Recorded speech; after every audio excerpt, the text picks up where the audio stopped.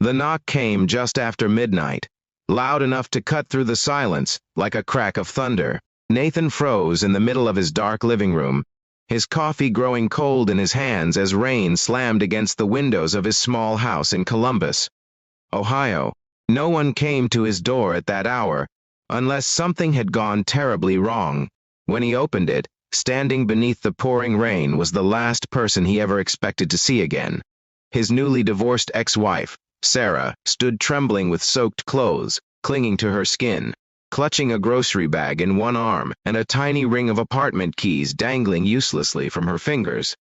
Tears mixed with the rain on her face as she looked up at him, and in that single heartbreaking moment, every painful memory of the past year came rushing back.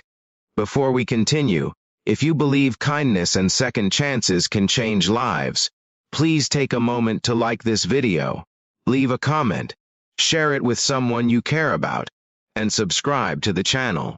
Your support helps us bring more emotional stories like this to life. Nathan had spent months convincing himself he was finally moving on. Their divorce had been finalized only 3 weeks earlier after 12 years of marriage. Friends had told him it was for the best. Family members reminded him that some relationships simply weren't meant to last forever. They had grown apart little by little until silence replaced laughter and routine replaced love. There had been no betrayal, no dramatic explosion, only years of misunderstanding that slowly built walls neither of them knew how to climb. When Sarah packed the last of her belongings and walked away, Nathan believed the hardest chapter of his life had finally ended. Now she stood at his doorstep, completely broken. Without asking questions, Nathan stepped aside. Sarah quietly entered the warm house, leaving tiny puddles across the hardwood floor. She looked smaller than he remembered, exhausted in a way that went far beyond lack of sleep. He handed her a towel and watched as she struggled to stop shivering.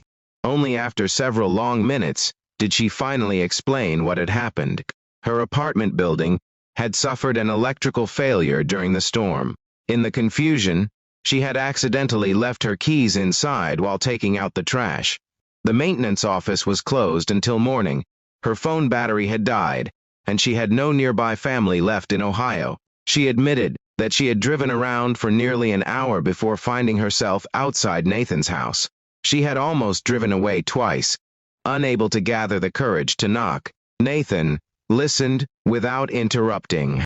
Part of him remembered every lonely night after the divorce, every unanswered question, every birthday they would never celebrate together. Another part simply saw a frightened woman who had nowhere else to go. He made hot tea while Sarah sat quietly at the kitchen table. The familiar room felt strangely frozen in time. The same clock still hung above the stove. The same family photographs had been removed, leaving lighter squares on the walls where memories once lived. Every corner carried echoes of a life they had built together. Sleep never came that night. Instead, they talked for hours, not about blame or lawyers, or who had been right and who had been wrong. They talked about fear. Sarah admitted she had believed divorce would somehow erase the loneliness she had been carrying for years, but instead, it had only made it louder. Nathan confessed that he had buried himself in work, because facing an empty house each evening hurt too much. For the first time in years, they stopped trying to defend themselves and simply listened. Morning arrived with clear skies.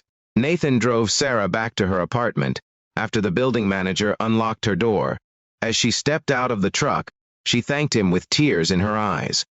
There was no promise of reconciliation, no dramatic embrace, just gratitude between two people who had once loved each other deeply. Days passed. Nathan assumed that midnight would remain only a strange memory. Then, unexpectedly, Sarah mailed him a handwritten letter. She thanked him not only for opening the door that rainy night, but for reminding her of the man she had fallen in love with years before.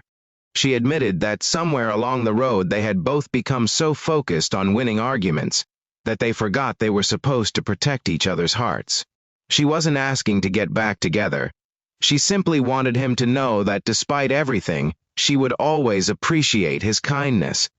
Nathan folded the letter carefully and placed it inside the drawer beside his bed. Over the following months, they slowly rebuilt something neither of them expected. They met for coffee occasionally. They celebrated Nathan's mother's birthday together because Sarah had always considered her family. They helped each other through life's ordinary problems without pretending the past had never happened. Then winter arrived. One snowy afternoon, Nathan received a call from the hospital. Sarah had slipped on an icy sidewalk and fractured her ankle. She had listed him as her emergency contact because, despite the divorce, he was still the only person she truly trusted nearby. Nathan rushed to the hospital without hesitation. During the following weeks, he drove her to physical therapy, bought groceries, and shoveled snow from her driveway before work each morning. Neither of them spoke about what their relationship had become. They simply showed up for each other. Healing has a strange way of arriving quietly. As Sarah recovered physically, they both began healing emotionally. They laughed again over old stories. They apologized for mistakes that pride had once refused to admit. They discovered they had changed, not into different people, but into more honest versions of themselves. One spring evening, nearly a year after the rainy midnight knock, Nathan invited Sarah to walk through Franklin Park, where they had shared one of their earliest dates. Flowers covered the gardens with bright colors, and children laughed nearby while the sun slowly disappeared behind the trees. Nathan realized something surprising. He no longer loved the version of Sarah he had tried to hold on to during the divorce. He loved the woman standing beside him. Now, Simone, who had learned from pain just as he had. Months later, surrounded by only close family and a few lifelong friends, they quietly remarried in a small country church outside Columbus. There were no extravagant decorations or expensive receptions. Their vows were simple, honest, and filled with lessons learned through heartbreak. This time, they didn't promise perfection. They promised patience, forgiveness, and the courage to keep opening the door for each other, even on the darkest nights. Life never became perfect after that. They still disagreed. They still faced financial stress, illness, and unexpected challenges. But every disagreement ended with a conversation, instead of silence. Every difficult season reminded them of that unforgettable midnight, when compassion became stronger than pride. Years later, whenever heavy rain tapped against their windows, Sarah would quietly smile. Nathan always knew why. Both of them remembered the night one simple act of kindness changed the ending of a story they thought was already over. If this story has touched your heart, please support the channel by liking this video, sharing it with someone who needs hope today, subscribing for more inspiring stories, and leaving your thoughts in the comments. Your encouragement means more than you know.